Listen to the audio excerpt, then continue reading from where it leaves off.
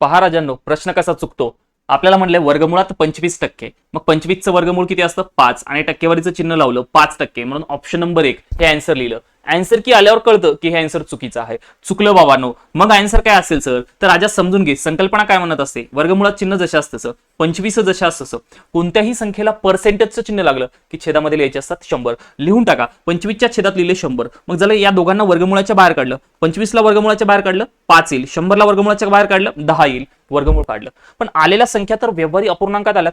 आम्हाला ऑप्शन पाहिलेत पर्सेंटेज मध्ये आहेत. पर्सेंटेज मध्ये करण्यासाठी याला नेहमी गुणिले किती करायचे असतात, 100 करायचे असतात. ही संकल्पना आपल्याला पाठ असेल तर काटाकाटी करा. 10 1 10, 10 10 100 आणि 10 गुणिले 5 केलं तर 50 आणि चिन्ह कशाचं लागल, टक्केवारीचं लागल. म्हणून मी या प्रश्नाचा आन्सर काय लिहिलं पाहिजे, ऑप्शन नंबर 2 लिहिलं पाहिजे. भारी संकल्पना कळाली असेल तर तुमच्यासाठी हा दुसरा प्रश्न देतो. या दुसऱ्या प्रश्नाचा आन्सर कमेंट करून सांगायचा आहे काय येईल. तर थांबूयात, भेटू पुढच्या रीलमध्ये. सर्वांना जय हिंद.